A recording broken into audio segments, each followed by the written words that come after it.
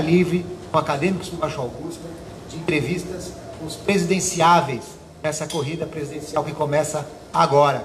Hoje temos a honra de receber o senador Álvaro Dias. Senador, obrigado pela presença. Um prazer estar aqui com vocês. Vamos conversar aí sobre o Brasil, né? Sobre os nossos sonhos, as nossas esperanças, projetos de futuro, as ordens. Que bom, obrigado. Temos Daniela Cristóvão, Paula Lago, Gilberto de Menstein, que vão participar dessa apresentação, dessa entrevista. E como já fizemos na primeira edição com o candidato Fernando Haddad, o Gilberto, fundador do Catraca, começa o nosso papo.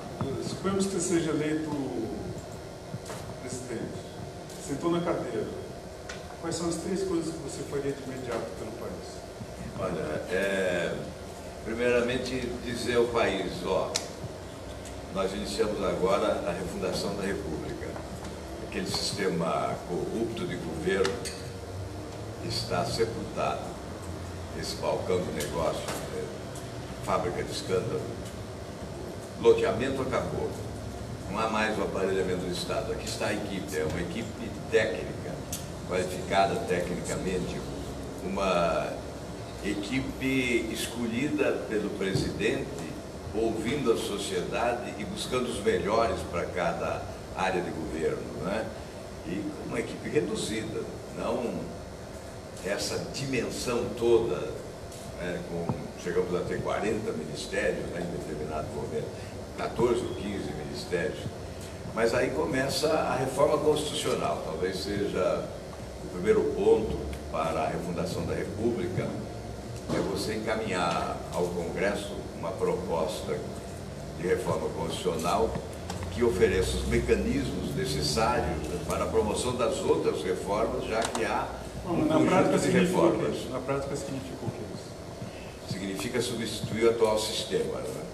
Que é um sistema que estabelece uma relação de promiscuidade entre os poderes e onde nós não somos iguais perante a lei. Então, o que é a ideia fundamental da tal refundação da República? Mas o eleitor precisa entender, o nosso eleitor precisa entender. Pois Se não. você falar assim, ele não entende. Assim, mas eu acho que reforma. Mas tem que ter uma coisa concreta que ele entenda. Por que isso vai melhorar a vida dele a longo prazo? O que você faria? Você tem razão a dizer, quando eu falo em reforma da Constituição, é que para, por exemplo, fazer a reforma tributária, nós passamos pela Constituição. Ao realizarmos uma reforma tributária competente, nós vamos melhorar a vida do cidadão, porque vamos, primeiramente, gerar mais empregos, né? E ao gerar mais empregos também, nós vamos oferecer oportunidades. Se existem as desigualdades sociais hoje, é porque não existem oportunidades iguais. Exatamente porque nós não somos iguais perante a lei. Por isso que eu insisto, antes de dizer aonde vai chegar isso, que a ideia fundamental é todos sermos iguais perante a lei. Então, muda a Constituição, elimina os privilégios, acaba com o privilégio de autoridades e começa as reformas. Ou seja, auxílio-moradia... Acaba o auxílio-moradia, acaba os penduricalhos todos, verba indenizatória, tais aposentadorias especiais das autoridades, reduz o tamanho do legislativo, menos senadores, menos deputados, menos despesa, um legislativo mais enxuto, mais qualificado e certamente mais respeitado. Mas senador... Mas para chegar lá no cidadão, né, é que com essa reforma de sistema, você vai produzir uma reforma econômica, né, vem o ajuste fiscal, com isso você vai liberar crédito para o micro, pequeno e médio empresário, porque hoje o governo assambarca 72% do crédito existente para a rolagem da dívida pública, fazendo o ajuste fiscal. E nós pretendemos já no início aplicar, como fez Angela Merkel na Alemanha, um limitador emergencial de despesas, com 10% não linear, um corte de 10% não linear. E no segundo ano, aí sim, um ajuste estrutural, em que você vai começar do orçamento base zero, né? Vai estabelecer o orçamento base zero, avaliando as despesas de cada área, justificando as despesas e eliminando o desperdício. Eu que já fui governador do Paraná, para quem não sabe, né? E essa experiência me ensinou que nós temos seguramente mais de 10% de desperdício de despesas desnecessárias em todas as áreas de governo. Você está falando em algo de aproximadamente, de cara, 300 bilhões de reais. Você está falando em algo como 10 Bolsas Famílias que você economizaria. A virada do déficit público é 2,5% do PIB. Não, mas ele também está falando de 2/3 do Congresso para poder aprovar as reformas, certo? Exato. E aí como é que vai? Eu queria saber, senador. Como fazer? Na verdade, assim, você começou falando sobre a questão de nomear ministros competentes, especialistas, etc. E aí o que a gente vê hoje nesse sistema que o senhor está, inclusive, criticando o presidencialismo de coalizão, essa dar uma lá da cá, essa confusão toda. Exatamente. Como que você pode fazer reformas tão profundas imediatamente, sem ter que fazer o toma lá da cá, contando com esse Congresso que provavelmente não vai ter um índice de renovação tão grande assim? E também considerando que você tem uma trajetória relacionada a muitos partidos. Você participou de 7 partidos, acho, é isso? Exato. Partido não, sigla. Siglas, né? Enfim. Mas... Eu só participei de um partido, era o MDB, à época da redemocratização. Depois nós só tivemos siglas, os partidos acabaram. Sim, tá bom. Mas como é que você vai lidar com todas as siglas aí que fazem esse toma lá da cá? Essa é a pergunta importante. Eu queria só fazer um adendo assim, na pergunta do Alê. Porque isso está no plano de governo, né, de vocês, essa revisão constitucional. Então, eu imagino que os seus estrategistas tenham aí uma visão do cenário de legislativo, porque a revisão depende do executivo, claro, mas tem que estar ali junto com o legislativo nesse nosso sistema de pesos e contrapesos que o senhor conhece tão bem. Então, vamos lá. Exato. Olha, pela experiência vivida, aliás, eu dizia isso lá no Congresso sempre, como opositor, já que eu sempre fui um contestador, né? Por isso que mudei sempre. Eu só fui governo 4 anos quando governei o Paraná e depois 7 meses no segundo mandato do presidente Fernando Henrique Cardoso. Depois sempre fui oposição, fazendo o itinerário oposto da maioria dos políticos. A maioria vai para a sombra do poder e eu sempre deixei a sombra do poder e fui para a oposição inconformado, indignado, revoltado com esse sistema. Sempre fui contestador do sistema. Por isso, eu acho que eu tenho hoje autoridade de propor a substituição desse sistema. Então, a relação com o Congresso vai inverter a lógica atual. Aliás, eu sempre disse, eu estava dizendo isso antes, que a experiência que eu tenho é de um Congresso almoxarifado, né? Sempre à disposição da Presidência da República. O Presidente da República vai e busca o produto que ele deseja sem nenhuma dificuldade. É claro que os métodos que são condenáveis, às vezes, né? Esse do loteamento, você entrega o Ministério do Transporte para determinado partido, para ter a votação integral daquele partido. O Ministério da Saúde para o outro, e com isso puxa para baixo a qualidade de gestão. Isso não deve ser feito, obviamente. Então, como nós faremos? Essa é a pergunta que eu tenho que responder, né? Olha, eu acredito ser possível, primeiro eu vou dizer isso. Se eu não acreditasse, eu não estaria aqui, não seria candidato, porque seria outra tragédia, porque a manutenção desse sistema é a reedição da tragédia que nós estamos vivendo. Eu não vejo nenhuma possibilidade do nosso país alcançar índices de crescimento econômico compatíveis com a sua grandeza, preservando esse sistema Arca de Noé. Então, como fazer?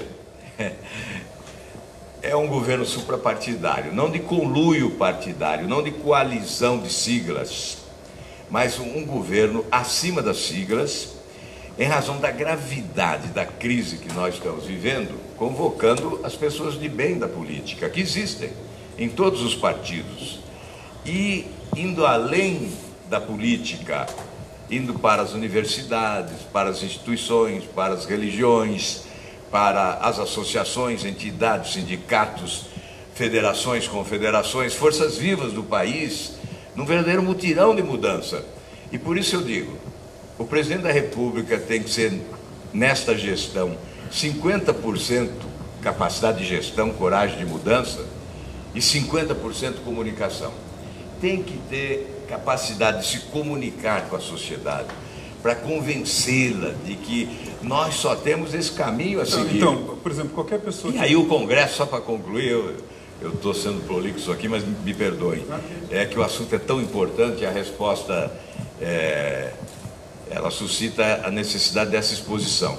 Então, olha, se nós invertemos a lógica atual, formos à sociedade primeiro com as nossas propostas e convencermos a sociedade que nós estamos certos, que isso é bom para o país, o Congresso não reage, o Congresso não rema contra a maré. Quem resistir será atropelado e substituído.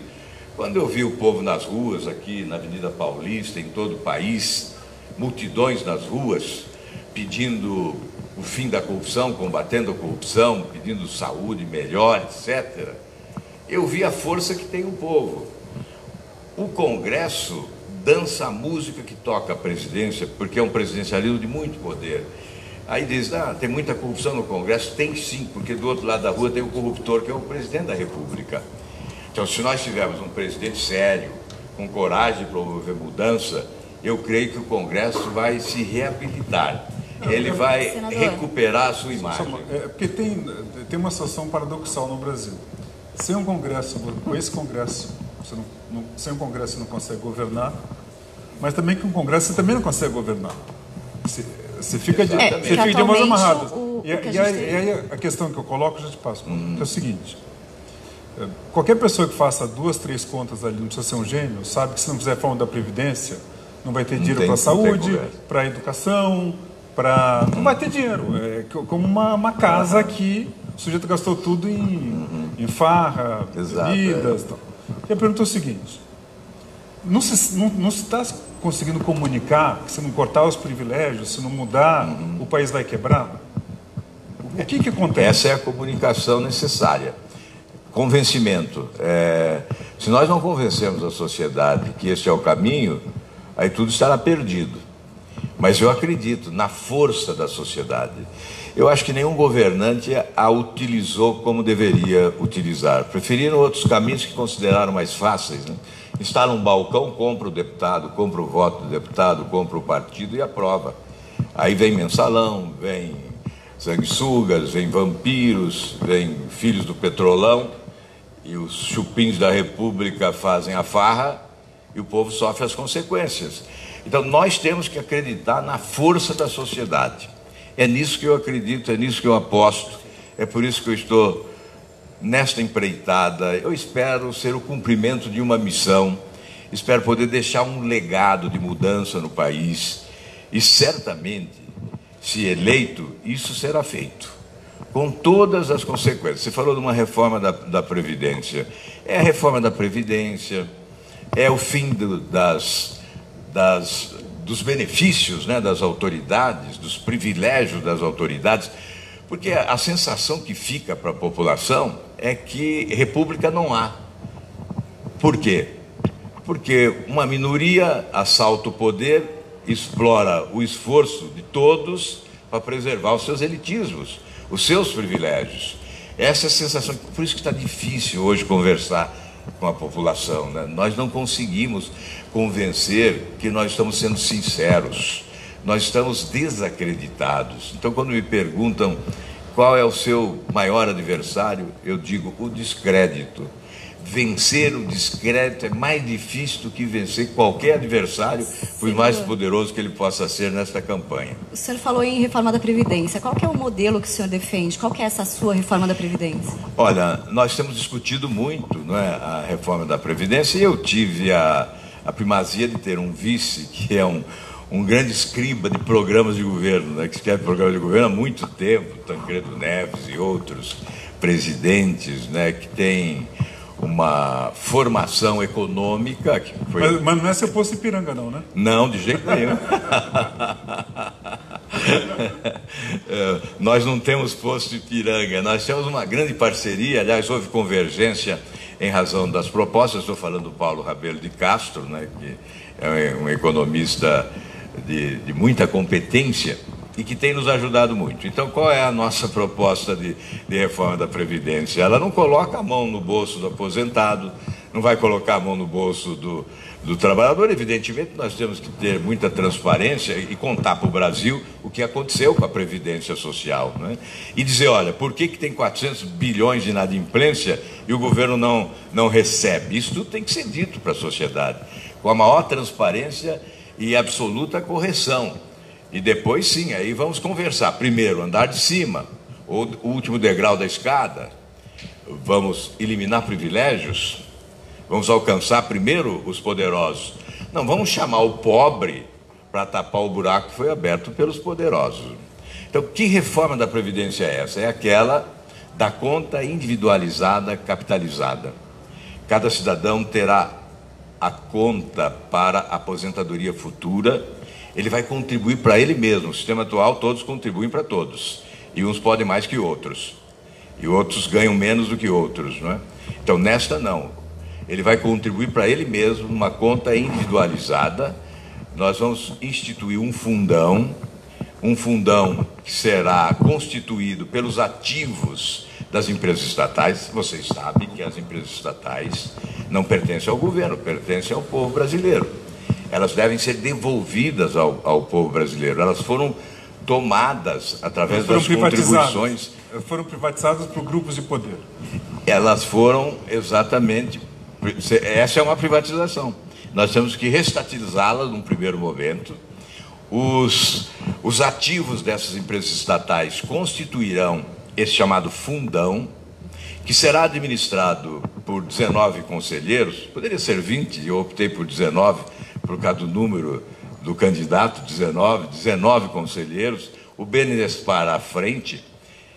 Isto vem de indicações do setor privado e não do setor público. Esse fundo, constituído pelas contribuições e pelos ativos das empresas estatais, será um fundo a gerar recursos, porque os recursos não serão recursos mortos, eles serão recursos vivos à disposição da sociedade, eles poderão financiar obras do poder público, que emitirá títulos públicos a favor do fundo com a remuneração das taxas de juros de mercado e, portanto, esse fundo cresce e nós poderemos privatizar as empresas. Traduzindo em meia linha, nenhuma linha. É como funcionou com as pessoas, com seres normais, comuns, mortais, que vão num banco, fazem seu fundo de previdência, vão pagando, e se ele põe X, ele vai ganhar Y, se ele põe Y, ele vai ganhar mais Z. E se, neste caso, ele se eu pagar mais, eu ganho mais, se eu pagar menos, eu ganho menos, e... Mas, Gilberto... Neste caso, ele terá a vantagem de ter esses ativos das estatais que lhes pertencem. Quem vai decidir a privatização das estatais no momento adequado é exatamente esse conselhão. Se nós recuperarmos o valor patrimonial das empresas estatais e esse conselhão entender que elas devem ser privatizadas, elas serão privatizadas, em benefício dos contribuintes da Previdência Social desse novo sistema capitalizado. De quais estatais o senhor está falando?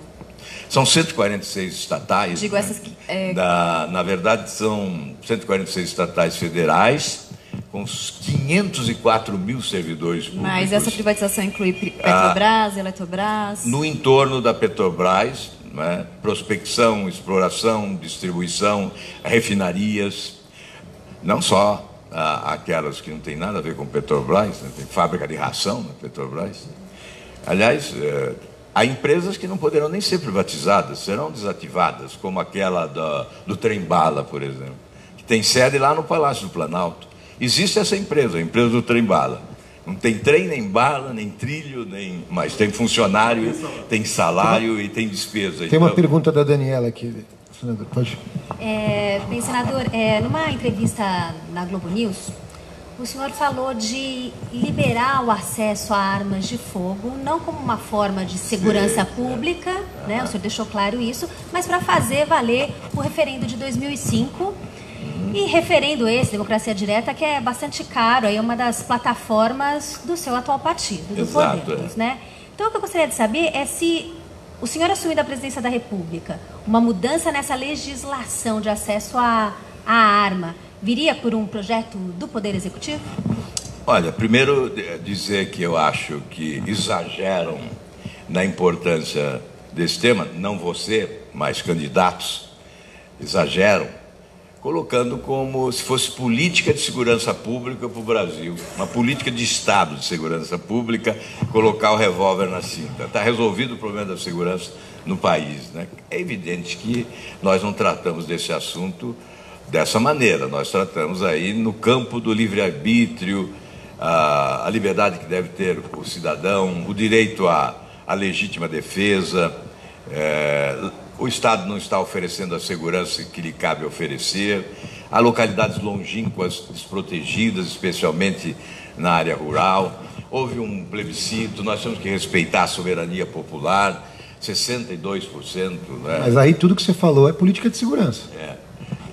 Aí sim, mas não você está falando que não tem a ver a liberação da arma para a política de segurança?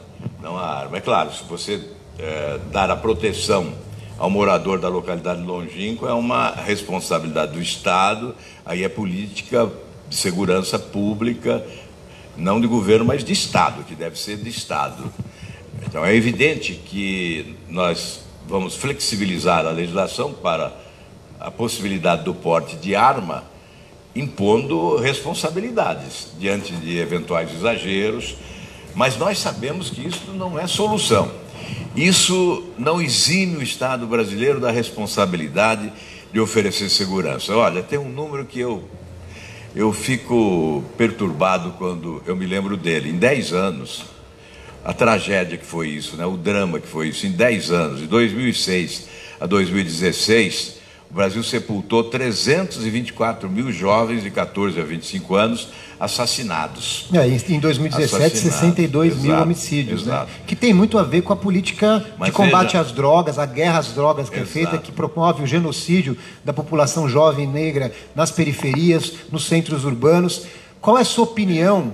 Eu quero que o senhor fale sobre as suas propostas de política de segurança, mas qual é a sua opinião sobre a flexibilização da legislação em relação às drogas como um dos indutores dessa guerra que acontece no Brasil? Olha, só para comparar esse número aí, esse número de 324 mil jovens assassinados aqui, e mais de 80% tem origem na droga, no Vietnã, em 20 anos de guerra do Vietnã, esse número significa 7 vezes o número de soldados mortos na guerra do Vietnã durante 20 anos. Veja a gravidade. Então tem que mudar essa guerra às drogas. Exato. Né? Eu posso pegar a pergunta dele? Pode. Acrescentar. Você acha que, por exemplo, que quem for maconha devia ser preso?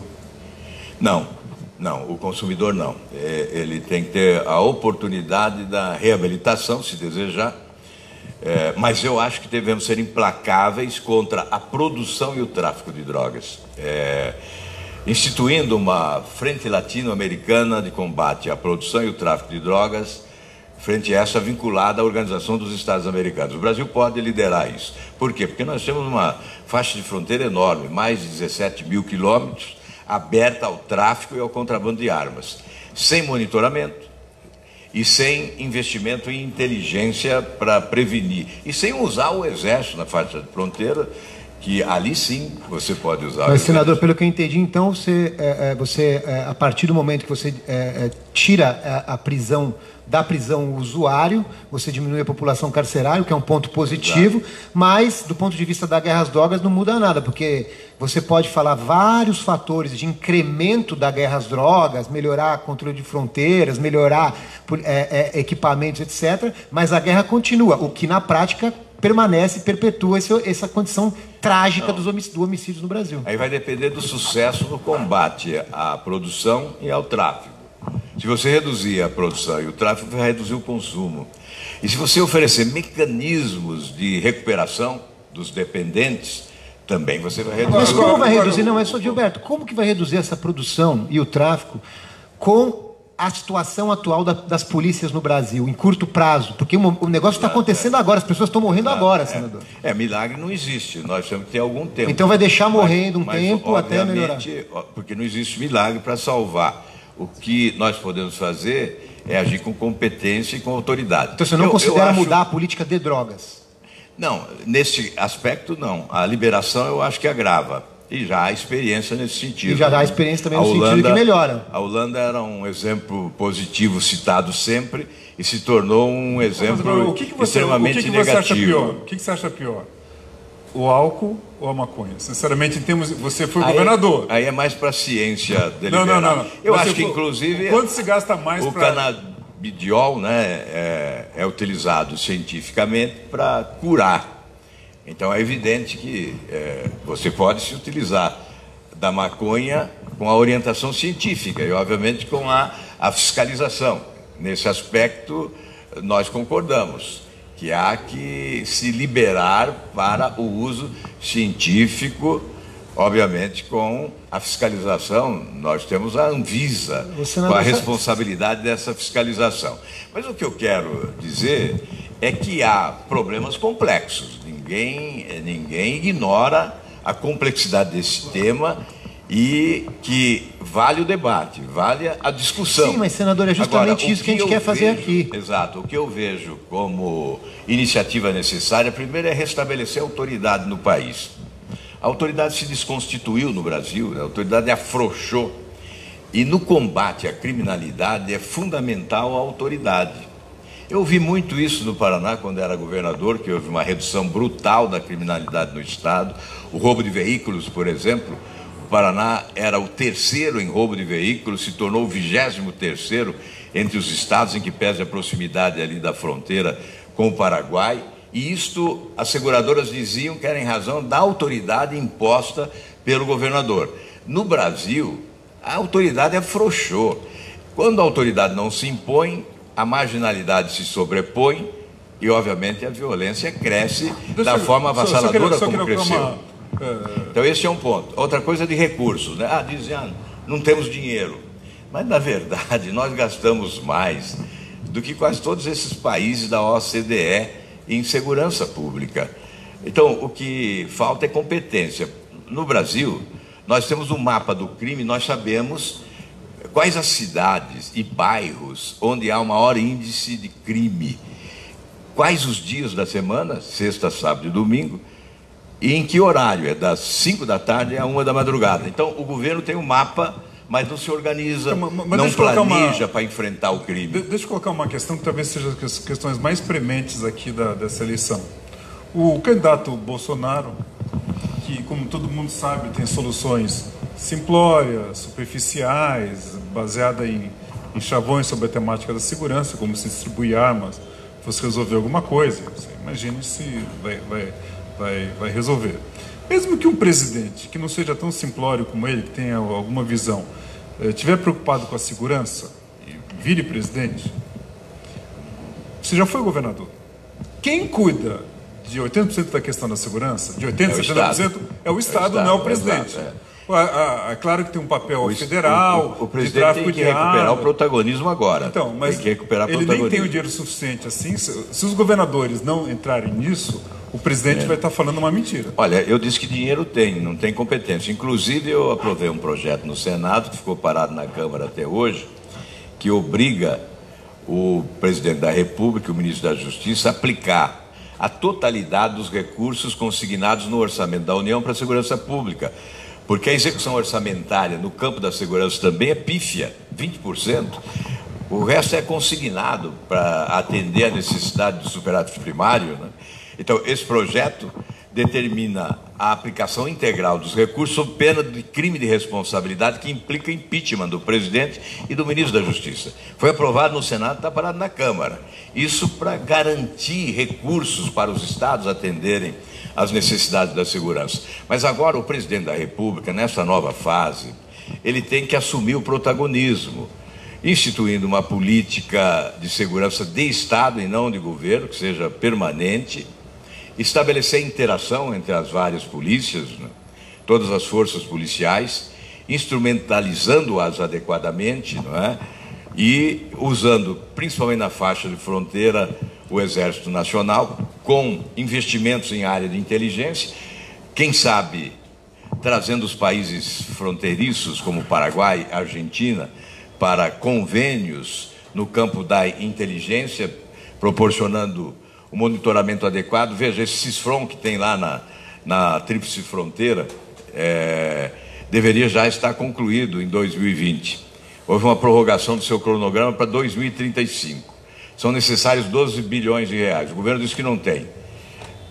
Não saiu do papel, andou 5% apenas. Então, esperar 2035, realmente, você tem razão. Né? Não dá para esperar 2035. Nós temos que antecipar todas essas providências, estabelecendo as prioridades com inteligência na aplicação dos recursos. A gente tem uma distância tão grande da classe política para as pessoas comuns que a gente, em determinado momento, fica desanimado, porque, por exemplo, essa solução do fortalecimento das fronteiras, da unificação das polícias, isso aí eu ouço desde 89 em campanha presidencial. Eu trabalhei com o ministro Zé Carlos Dias, no governo Fernando Henrique Cardoso, quando ele foi ministro da Justiça. Ele tinha a ideia do Plano Nacional de Segurança. Agora todo mundo tem um Plano Nacional de Segurança. Eu fico muito impressionado como os assuntos verdadeiramente importantes, os paradigmas não são tratados pelos candidatos. O senhor falou, eu preciso perguntar para a ciência se é bom ou não determinado tipo de medida em relação à droga. Tem candidato que joga para plebiscito. Senador, vou fazer uma pergunta mais subjetiva, não vou fazer uma pergunta objetiva. Você não acha que a classe política precisa se atualizar, senador? Não, precisa se atualizar e enfrentar os assuntos que efetivamente produzem esse caos social que a gente vive. Porque senão fica essa lenga-lenga que fica repetindo esses chavões que ninguém aguenta mais ouvir. É por isso que eu gostaria que todos me ouvissem sempre, para que pudessem me julgar depois. Já que esse discurso que você está fazendo é o que eu faço. Eu faço todo dia esse discurso dizendo, olha, mais importante do que eu possa dizer hoje é o que eu fiz, o que eu faço, o que eu posso fazer. Eu tenho aptidão para cargo executivo, eu tenho condições de praticar essa proposta, de executar esse plano, porque você tem razão, os planos são muito parecidos e não é de hoje. Eu repito esse discurso todo dia. Todo dia eu estou repetindo. Hoje eu repeti em Osasco, na rua, com o microfone lá de um vendedor ambulante. Eu repeti isso, dizendo, olha, são palavras soltas ao vento, são promessas repetidas.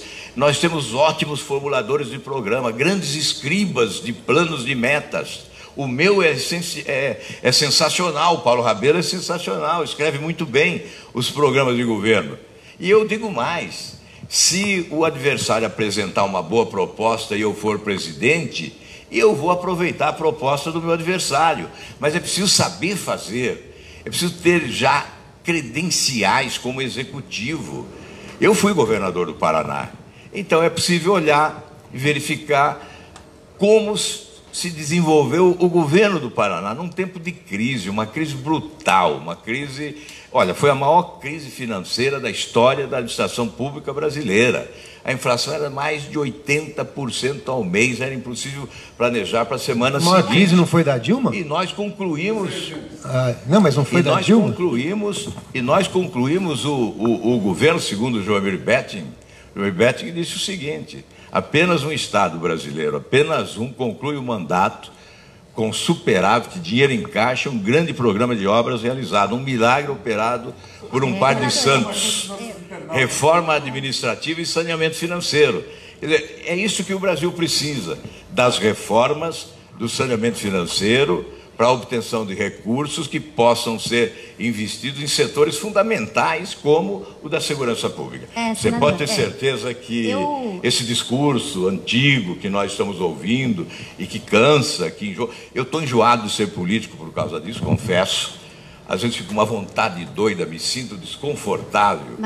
Tenho uma vontade doida de sair desse mundo da política, exatamente porque isso cansa. Cansa o povo e eu me canso também. Mas por isso que eu quero cumprir essa última missão e tentar mudar esse país. A gente tem 3 perguntas aqui que foram selecionadas via redes sociais. Eu já te passo, Daniel. A pergunta número 1 veio da Catarina Correia, pelo Twitter. Na verdade, são algumas perguntas. Qual a sua visão sobre agrotóxicos no Brasil? Se devemos liberar mais ou menos? Como equilibrar saúde e desenvolvimento? E se o senhor é a favor de concentrar no Ministério da Cultura a liberação dos agrotóxicos? Essa é a primeira. Tem mais 2 aí. Acho que é da agricultura, deve ter dito. Deve ter dito da agricultura. Agrotóxico é com a agricultura, deve ser. Olha, a questão do agrotóxico é evidente que se nós não utilizarmos o agrotóxico, como o Canadá, os Estados Unidos, a Alemanha, o Japão, a Inglaterra, a França, todos os países usam, nós não plantaremos e não produziremos. Mas o Brasil é evidente que nós temos mais agrotóxicos, né? É evidente que nós temos que compatibilizar os interesses da produção, da produtividade, do progresso, com a necessidade imprescindível da preservação ambiental. Eu tive essa experiência no governo também. Me perdoem, me desculpem ter que colocar como exemplo, porque realmente é difícil acreditar no político, então você tem que colocar algum exemplo prático, alguma coisa que você fez. Lá nós criamos um programa que se chamou Paraná Rural, que compatibilizou os interesses da produção e da preservação. Ele foi considerado modelo para o mundo pela FAO e foi levado a 18 países. É o programa de microbacia, de controle, de manejo integrado dos solos e das águas, de plantio direto, recuperação das matas ciliares, e a adubação verde para evitar exatamente a utilização dos agrotóxicos, os abastecedores comunitários para evitar que os vasilhames com agrotóxico fossem buscar água dos rios e dos lagos. Enfim, são 45 práticas agrícolas, não vou dissertar sobre todas elas, mas eu creio que é necessário uma rigorosa fiscalização e, sobretudo, orientação técnica para o adequado uso do agrotóxico. Quer dizer, o uso ele do tem agrotóxico, que ser usado. o senhor sustenta, então, o uso do agrotóxico como ele é feito hoje no agrobusiness, que é muito da sua região. Exato. Né? Liberar geral, não. Usar com inteligência, com qualidade técnica, com preparo adequado. E o governo tem instrumentos para isso. Não, mas, senador, eu quero entender o senhor, assim, atualizá-lo um pouco e entender o senhor nesse espectro que a gente tem aqui de liberalismo, libertarismo, né? Como que o senhor se comporta? Quer dizer, de um lado, o senhor está aí defendendo, sim, o uso do agrotóxico. O Brasil é um dos países que mais usam agrotóxico. E, por outro lado, o senhor, por exemplo, é autor de um projeto de lei aprovado no Senado que conversa muito com o pessoal do veganismo, contra a crueldade nos animais, né, nos testes de animais. Então, eu queria saber, e dentro do seu plano, né, eu consigo identificá-lo muito no liberalismo econômico. Mas, enquanto aos costumes, assim, o senhor às vezes vai para esse lado, então, do veganismo ou do cruelty free, né, dos animais, é muito simpático, muito relevante. A gente falou aqui de armas, e o senhor, não, pró-liberdade da pessoa usar arma, mas quando a gente tocou em drogas, não, liberdade pero no mútuo aí para a pessoa que quiser usar droga, aí também não, porque a gente vai controlar a produção. Então, nesse espectro todo, onde o senhor se coloca na questão do comportamento? Eu vejo o senhor um liberalismo econômico, mas do ponto de vista de costumes, como que o senhor se relaciona, se coloca nesse espectro? Olha, eu acho difícil aceitar rótulos, né? Ele é um conservador ou ele não é conservador. Eu prefiro discutir os temas, até porque política, cultura... Estamos dando essa chance para discutir os temas. Cultura, política, não é uma ciência matemática. 2 e 2 são 4. Então, é claro que eu sou defensor intransigente dos animais. Mas é óbvio que lá na área rural existe uma produção que carrega o país nas costas e que tem que utilizar o agrotóxico, obviamente, para continuar produzindo como vem produzindo e carregando o país nas costas, economicamente, e nós não podemos interromper esse processo de produção, a não ser que a ciência nos ofereça, a tecnologia nos ofereça outros instrumentos que nos permitam dispensar o agrotóxico. Então, essa é uma posição clara. A utilização com qualidade técnica, com orientação. Nós temos a Embrapa, temos técnicos qualificados no governo da União que podem orientar estados e municípios na correta utilização do produto. Em relação aos animais, evidentemente, eu sou implacavelmente defensor dos animais. O senhor é Tem esse consumidor, projeto que o senhor você é se consumidor referiu. de produtos orgânicos? Como? O senhor é consumidor de produtos orgânicos? Olha, eu acho que tem que haver essa referência, sim, para o cidadão saber o que está consumindo, né? Mas eu, normalmente, vou ser franco aqui, eu não sei o que eu estou consumindo. Não, senador, aproveitando... Estou confiando na minha saúde e não estou identificando se é produto orgânico ou não. Né? É que a Daniela levantou uma questão que eu acho super pertinente, porque ela falou do liberalismo, tá certo? Que é uma posição liberal. E a gente consegue entender a coisa do liberalismo na economia. Olha, a pessoa tem direito a montar o seu negócio, o Estado tem que intervir para evitar monopólios, oligopólios, para garantir a concorrência. Agora, eu volto um pouco na questão da lei, na questão dela sobre o que é o liberalismo. Se eu quero fumar maconha, não é o meu problema, não é uma questão... Porque as pessoas não sabem, mas o liberalismo nos Estados Unidos, os liberais, defendiam a legalização das drogas, não era a esquerda que defendia. Era o Milton Friedman. Olha, isso daí é um problema seu, você que tem que... O Estado tem que advertir. Deixa eu só fazer um complemento para ilustrar isso, né? Só um complemento na pergunta. Essa posição, que me faria melhor se eu pudesse adotar essa posição. No entanto, eu vejo que avançar para um campo que me satisfaz, intelectualmente inclusive, né, pode proporcionar prejuízos irreparáveis. Prejuízos eleitorais? Porque, não, estou dizendo na vida das pessoas. Estou me referindo ao consumo de drogas. Porque se nós estimularmos, ou favorecermos, ou facilitarmos o uso, nós vamos certamente disseminar o mal, que é certamente a destruição. Todos nós sabemos, vamos discutir aqui, os males proporcionados pelo uso da droga. Então é isso que me inibe ser liberal a esse ponto. Talvez eu seja constrangido a adotar uma posição tida como mais conservadora nesse campo, exatamente porque eu não consigo ver a destruição de um ser humano em razão da irresponsabilidade, que pode ser dele ou de terceiros, ao consumir a droga. Mas a bebida é a mesma coisa. A mesma coisa. A cachaça, o tequila, é a mesma coisa. Mas nós temos a nossa... O porte de arma é a mesma coisa. Identidade o porte cultural, de arma é a mesma coisa. Mas o porte de arma, sempre foi possível usar a arma e nós não tivemos as consequências. O que importa é estabelecer rigor nas penalidades se houver o abuso no uso da arma. Mas, como eu disse não há pouco, pode ser feito isso para todos os outros casos? Mas você casos? tem mais medo de quem? De quem fuma maconha ou de quem está com uma arma na mão? Não, eu não tenho medo de ninguém, nem de quem tem arma na mão. Eu tenho. Eu também tenho. Se eu estiver andando na rua e tiver alguém fumando maconha, alguém com arma, eu vou ficar ao lado do cara que está fumando maconha. Eu não tenho medo. Agora, eu acho que essas questões, elas podem ser discutidas com o cidadão, muito mais do que com o presidente. Eu acho que o presidente tem que presidir o país e, obviamente, atender às aspirações da sociedade.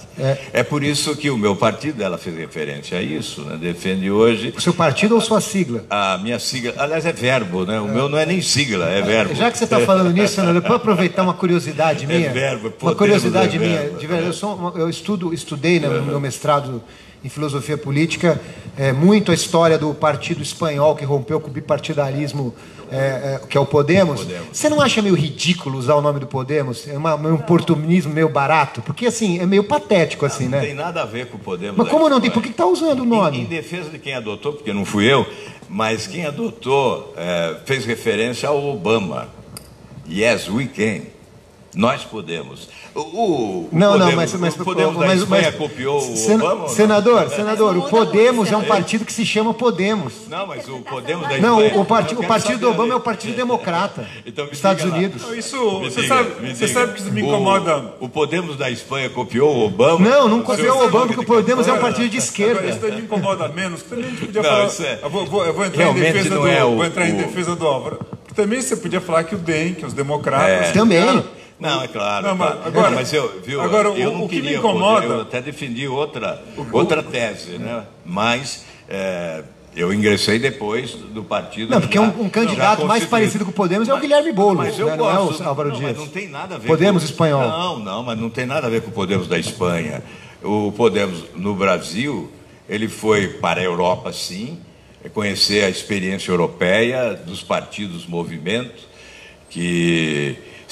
fez a leitura de que a população também na Europa estava insatisfeita com os partidos políticos e a matriz que gerou o Podemos do Brasil é mais francesa do que espanhola. Então, aproveitando, o Partido Movimento Europeu depende da tecnologia para se comunicar com a população. Aqui também. Quais são as propostas de utilização da tecnologia para o governo e como que o Podemos, qual é o aplicativo do Podemos de construção de consensos, de criação de propostas? O Podemos defende exatamente a plataforma eletrônica para consultar opinião pública a cada passo e a possibilidade, inclusive, que os eleitores terão de subscrever projetos encaminhados ao partido. O partido assume o compromisso de apresentá-los. Isso, mas não tem plataforma ainda, ainda está incipiente, não é? Começando, o partido tem um ano, fez um ano em julho agora, e o governo será um governo eletrônico também, propondo transparência. Em relação à dívida pública, para dar um exemplo, né, para exemplificar, é sempre bom exemplificar, nós rolamos a nossa dívida com taxas de juros elevadas, com o lançamento de títulos públicos sem transparência alguma, beneficiando 12 dealers, né, que são responsáveis, são 9 grandes bancos e mais 3 corretoras autorizadas para a rolagem da dívida. Realizamos as nossas operações compromissadas, que já chegam a 16,8% do PIB, com taxas de juros elevadas que beneficiam o sistema financeiro, sem nenhuma transparência. Então, nós temos que ter uma plataforma para que a sociedade, para que todos os brasileiros conheçam os detalhes do endividamento dos 3 entes da Federação, município, Estado, União, taxas de juros, prazos de carência, com quem se celebrou esses compromissos de empréstimos para a rolagem da dívida, da mesma forma as operações compromissadas, que são aquelas... Agora, pegando assim uma coisa bem concreta que você falou, não te parece um pouco eleitoreiro, ou então de marketing, dizer que teu ministro da Justiça vai ser o Sérgio Moro? Não, é simbólico, pode dizer que é simbólico, emblemático. Você convidaria mesmo? Emblemático. Eu já convidei publicamente. Aí, se eu assumir a presidência da República, eu pego o telefone e ligo Sérgio Moro. Aceito o convite? Se ele disser não, eu vou procurar alguém que tenha o perfil dele. A questão é simbólica, é emblemática. Nós sabemos que a maioria esmagadora do povo brasileiro tem como prioridade a Operação Lava Jato. E eu tenho também. Eu acho que é fundamental para o Brasil. Até em relação ao nosso desenvolvimento econômico, geração de empregos, benefício do cidadão. Porque a Operação Lava Jato, se ela for institucionalizada, eu diria, ou uma política de Estado, né, uma espécie de tropa de elite no combate à corrupção, nós melhoraremos, nós vamos mudar a imagem do Brasil no exterior. O Brasil voltará a ser sério para o mundo, porque nós perdemos muito. Os grupos econômicos deixam de investir porque os nossos índices de corrupção são muito elevados. Então a corrupção expulsa investimentos que geram emprego, renda, receita pública e desenvolvimento. Se nós tivéssemos índices de corrupção semelhantes da Dinamarca, teríamos uma renda per capita 70% maior do que temos hoje. Então é evidente que o combate à corrupção é cabo eleitoral do desenvolvimento. Mas nós também perdemos muito também, senador, com o rito que o Sérgio Moro implementou no processo que condenou o presidente Lula. E no próprio processo posterior, nos outros tribunais de apelação e tudo mais. Também perdemos o mundo inteiro, muitas partes do mundo condenando essa seletividade da justiça em relação ao presidente. A seletividade do Moro, a seletividade da lei. Por quê? Porque nós temos o foro privilegiado, que protege determinadas autoridades. Eu quero acabar com o foro, apresentei o projeto em 2013, antes da Operação Lava Jato. Ele foi aprovado no Senado, está na Câmara desde junho do ano passado, já deveria ter sido aprovado, todos seríamos iguais perante a lei, e não existiria essa seletividade. O Moro não é seletivo, o que cai na mão dele... Então teve seletividade, é pesada. Certo. A seletividade é da lei. É da lei, não é do Ministério Público, não é da Polícia Federal e não é da Justiça. Da lei, por isso nós temos que mudar a lei. Por isso que eu falo em refundar a República, porque não somos iguais perante a lei. Aí está a seletividade, senador, não em relação ao julgamento do ex-presidente. O senhor foi citado em delação premiada por um empresário da Odebrecht, o seu suplente também está envolvido pela Lava Jato. Qual que é a sua posição quanto a isso? Eu não fui citado. E também sobre então, a questão de delação premiada em si. Eu não fui citado, não há nenhuma citação de delator em relação ao meu nome, até porque nas minhas últimas campanhas eu não usei financiamento de ninguém. O que houve foi fake news, o que foi mentira, que foi desmentida. Mentira escrota, sabe? Uma mentira deslavada. De quem? De um marginal. Aliás, essa é uma tática da marginalidade, né? Os marginais procuram desqualificar quem denuncia e quem julga também. No meu caso, eu denunciei. Eu denunciei essa gente durante 15 anos. CPIs, representações ao Ministério Público. É, sem dúvida nenhuma, uma estratégia dos marginais, que não pode ser alimentada por ninguém. Como há também uma estratégia política de condenação da política, tentativa de colocar todos no mesmo balaio da imoralidade. Eu tenho 42 anos de mandato, não há um inquérito, não há uma citação, não há um indiciamento, não há uma ação por improbidade administrativa, não há absolutamente nada. É ficha limpa do começo ao fim. Mas, senador... Então, se eu não pudesse me apresentar desta forma, eu não estaria aqui. Porque o meu patrimônio maior é o da dignidade. Eu perco voto, perco eleição, perco amigos, mas eu não perco a dignidade. Mas, senador, você não acha que isso... Então, a questão da delação eu acho que é importante. Nós podemos até modernizar, aprimorar o sistema em função da experiência vivida, porque, obviamente, há injustiças, sim. Não há como negar que há injustiças. Nós temos que ser mais rigorosos em relação às mentiras de delatores. É preciso uma legislação que os puna mais rigorosamente se usarem da mentira exatamente para reduzir penas. Nós temos que aumentar as penas diante da utilização da mentira. Então, certamente, nós teremos que aprimorar esse instituto, mas não desprezá-lo, porque ele é muito importante nessa fase de limpeza e, certamente, na consolidação de uma proposta de moralização da atividade pública. Evidentemente, ninguém sonha em eliminar a corrupção definitivamente, índices de corrupção sempre prevalecerão, mas nós podemos reduzir e muito a corrupção no Brasil. É que quem assiste, senador, fica parecendo aquela propaganda, né? Nossos delatores são melhores que os outros, né? É engraçado, porque, enfim, mas eu vou mudar de assunto, já que a gente está num ambiente cultural, nós estamos aqui em frente à Praça Roosevelt, na Casa do Baixo Augusto, um lugar de carnaval, de criatividade.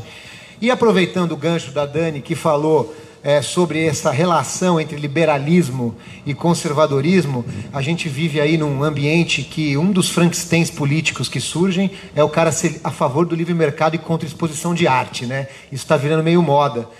Então, nesse sentido, assim, eu quero saber a sua opinião sobre a cultura do Brasil, o potencial cultural do Brasil, quais são as vertentes que a cultura pode gerar, se você tem um plano de governo para a cultura e se você entende a cultura como projeto de desenvolvimento nacional. Sem dúvida.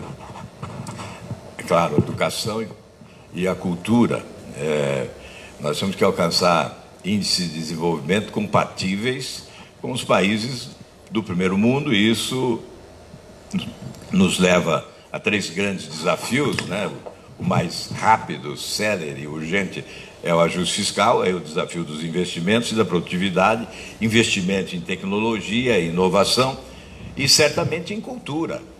Nós temos uma pasta da cultura que não conversa com a Funarte, que não conversa com a Secretaria de Audiovisuais, que não propõe visibilidade, por exemplo, à atividade artística, criativa das mulheres, que não valoriza a relação mulher-ciência com a ONU. Eu acho que a Secretaria da Mulher, eu estou falando muito em mulher porque eu acho que foi você que me disse, né, que tem um público grande feminino que nos acompanha nesse momento, né? Mas certamente nós temos que adotar no Estado brasileiro uma proposta de Estado de cultura que valorize o empreendedorismo cultural, a inovação e a criatividade dos produtores de cultura. Você mudaria a Lei Rouanet, não? Olha, eu creio que é possível até mudar, mas eu imagino que é mais gestão, correção, evitar desvios, sabe? Eu tenho um projeto que apresentei no Senado propondo maior transparência nas ações da Lei Rouanet. Talvez não seja necessário mudar a lei, mas é preciso mudar a gestão da lei, o comportamento do governo, com transparência. Há que se propor transparência absoluta na aplicação de qualquer centavo do dinheiro público e, inevitavelmente, nesta área também. Nós temos acabando aqui, só deixa eu mudar por uma coisa que você falou que me impressionou muito no início, que é que o seu maior inimigo não é o descrédito. É o descrédito, O Bolsonaro reflete esse descrédito, não? Eu creio que há uma revolta no país que reflete o descrédito. O voto raivoso, ele reflete o descrédito. O voto da vítima que se rende ao algoz reflete o descrédito. A indiferença dos cidadãos diante do crime e do criminoso reflete o descrédito.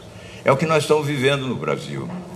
Como seria possível alguém condenado na prisão liderar pesquisas? Isso é o reflexo do descrédito. Todos somos colocados no mesmo balaio da Mas alguém que reflexo do defende a tortura em descrédito regime militar também é... É evidente que sim. Isto e a competência... alimentou a raiva da prepotência, né? O prepotente raivoso é alimentado por esse descrédito. Deixa eu perguntar uma Nós coisa. estamos vivendo realmente um momento de descrença generalizada e nós temos que trabalhar para reviver a fé que se perdeu e ressuscitar as esperanças que estão aí sepultadas, né, sob os escombros das instituições que foram destruídas pelos escândalos de corrupção, pela incompetência de gestão. Mas é importante registrar, você falou, um condenado preso é líder das pesquisas, esse 40% de intenções de voto para o ex-presidente Lula é reflexo do descrédito, é isso que você falou? Exatamente, descrédito nas instituições. Porque, olha, o Brasil... Descrédito nas instituições que condenaram. Tem gente que está achando injusta a condenação e está falando que vai votar nele. É nesse sentido? Não, estou tentando entender. Talvez os comunicadores da injustiça tenham sido mais eficientes que os comunicadores da justiça.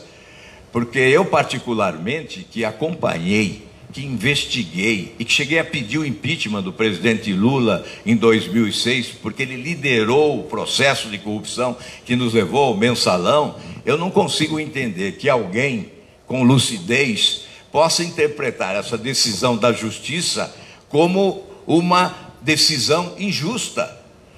O rol de provas, o material de prova, provas documentais, provas testemunhais, provas materiais, consubstanciadas num trabalho de competência da Polícia Federal, do Ministério Público, da Justiça de Primeira Instância, da Justiça de Segunda Instância, o processo legal respeitado, as normas legais respeitadas, na égide do Estado de Direito Democrático, ampla oportunidade de defesa, rápido pra caramba, um palanque no país. E nós queremos mais agilidade. A justiça tem que ser célere. A justiça para todos. Outros foram presos antes. É verdade. Não foi rápida a justiça só com o ex-presidente. Ninguém está acima da lei. Por ter sido presidente, não pode estar acima da lei. É uma afronta à justiça, é um desrespeito ao povo decente do Brasil. Mas isso tem a ver com a porcentagem de votos que ele tem? Exatamente, o descrédito é o reflexo da revolta. Eu duvido que esses votos se refletiriam nas urnas. Eu duvido. Hoje é uma manifestação, inclusive, de rebeldia contra a elite brasileira. A elite política, a elite financeira, do sistema financeiro, a elite econômica. É sim uma rebeldia do povo brasileiro contra as elites. É por isso que eu prego a refundação da República, porque nós precisamos mudar este cenário. Não é com esta reação de ódio, de rancor, às vezes até de violência, que nós vamos construir a nação que todos nós merecemos. Senador, nosso tempo acabou, quero agradecer demais a sua Ainda participação. bem que acabou, meu Deus. E sabe que foi muito bom. Ainda bem que acabou. Eu estava acompanhando aqui na internet, não é falta de educação. Em nenhum momento caiu, só foi crescendo. Quer dizer que nessa parceria entre Catraca Livre, agradeço também a Daniela, Paula, a gente consegue atingir milhões de pessoas que talvez os meios de comunicação tradicionais não alcancem. É verdade. E eu sei que você não está tendo o devido espaço, e esse espaço aqui é justamente para dar espaço para quem não tem, Exatamente. espaço. Por isso que eu agradeço muito, eu agradeço inclusive as perguntas inquietantes, né? Eu acho que tem que ser assim mesmo. Nós estamos aqui para colocar a verdade acima de tudo. Esse reencontro do Brasil com a verdade é fundamental nesse processo eleitoral. Se nós pudermos assistir o reencontro do Brasil com a verdade, seremos vitoriosos. Olha, as perguntas inquietantes são feitas no Brasil, visto de baixo, projeto da Catraca Livre, não, com o problema acadêmicos... do Brasil não são as perguntas inquietantes, são as respostas inquietantes. Essas é que me inquietam. É verdade. O nosso tempo... daqui... Que bom se as perguntas inquietantes não produzissem respondidas com respostas de bom inquietantes. Bom, em breve teremos, no dia 2 de setembro, Guilherme Boulos, no dia 27 de setembro, Marina Silva. Estamos esperando a agenda do candidato Ciro Gomes, Geraldo Alckmin, Amoedo, que já manifestaram interesse em participar. Esse foi o Brasil Visto de Baixo, aqui diretamente da Casa do Baixo Augusta. Muito obrigado pela audiência, obrigado, senador, obrigado Gilberto, Paula, Daniela. Até a próxima, valeu. Obrigado mesmo, obrigado.